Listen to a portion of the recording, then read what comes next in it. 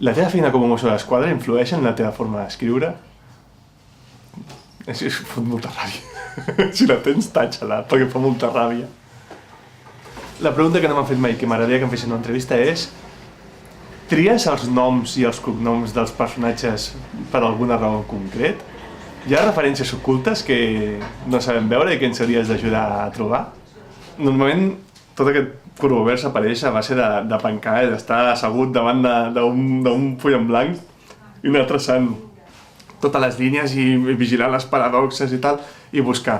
Molta gent t'ho pregunta, això què fas? T'inspires? Quan t'inspires? No, això inspirar-te, no. Això tu has d'estar al peu del canó, perquè si no, és que no trobes el temps, si no ho faries. A mi em costa arrencar. O sigui, començo a escriure i la primera mitja hora, jo dic, què és això? Què estàs fent? O sigui, em costa moltíssim posar-hi. Llavors, minimitzo el document, entro a Facebook, me'n vaig a Twitter, busco alguna cosa per internet, però hi ha un moment en què fa clic, quan ja porto, saps que he escalfat una mica el cervell, fa clic i tiro, que és el moment normalment que ja m'he de fer el dinar i m'he d'anar a treballar. És una novel·la que fa 10 anys que tinc moltes ganes d'escriure, que serà molt divertida, serà un deliri pal que connectarà totes les altres novel·les. Ja veureu que tindrà referències de totes, però no sé quan encabir-la, no sé com fer-m'ho. Un còmic que uneix personatges de La mala dona amb els de Montecristo. Però és un projecte que tinc també des de fa molt de temps.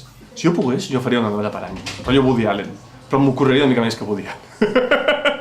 Perquè Woody Allen es escriu una mica amb la xorra. Però si jo pogués, faria una per any. Mantenir el ritme d'una cada 2 anys, que crec que és factible, sí.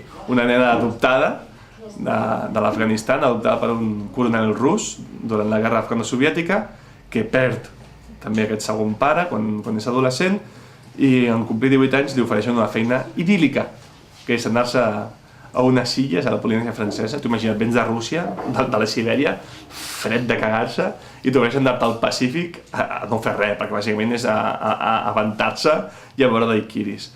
Fins que comença a veure que hi ha coses que no encaixen i que no tot és idíl·lic i el paradís potser no seria del tot el paradís. I volia canviar, volia fer una novel·la més femenina i que la protagonista fos femenina i fer un personatge noia amb tota la seva complexitat des de la meva experiència com a noia, que és zero. No ha sigut gens fàcil, gens. Hi ha un moment, quan passa sempre, tu comences a escriure la novel·la i has de trobar la veu del personatge. Al moment que la trobes, tot és com més fàcil, llavors ja tot ve molt rodat, perquè tu saps com pensa, com sent, com actua. Però fins que no la trobes, és com... has de forçar molt, no? Has d'intentar tu convertir-te en aquella persona, ficar-te dintre d'aquell cos.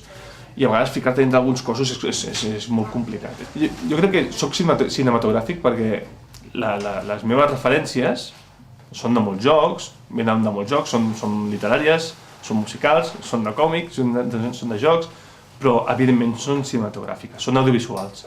I jo m'he amat molt de cine, m'agrada moltíssim el cine. I jo quan escric, jo col·loco els personatges, col·loco la càmera i els faig parlar i vaig girant, vaig explicant a través d'on col·loco la càmera. I sí que intento fer que sigui molt visual les meves novel·les. Però és una cosa que feia Matthew Matheson també, ell també era molt cinematogràfic en aquest sentit.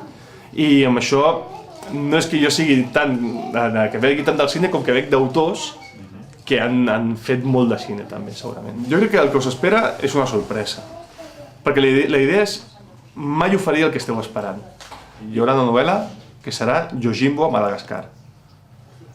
Jo potser em quedo amb Àlies. És un goig.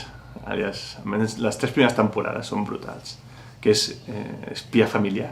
És una història d'espies familiar, un culabrot tremendíssim amb espionatge i arts marcials, i és divertidíssima. I a més amb un MacGuffin, que és el Rambaldi, un personatge tipus Leonardo da Vinci, immortal, que va construir una sèrie de màquines.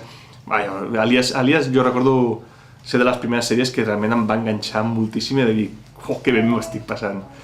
Tinc dues, Tinc dues, però em decantaré per Indiana Jones i el Templo Maldito. Les he vist les 3 moltíssimes vegades, però el Templo Maldito cada cop que la veig és que no puc deixar de mirar, perquè és una pel·lícula que no para en cap moment i és divertida, té acció, té aventura, i amb el Templo Maldito em passa una cosa molt curiosa, que és que jo crec que sempre estic reescrivint el Templo Maldito, les meves novel·les.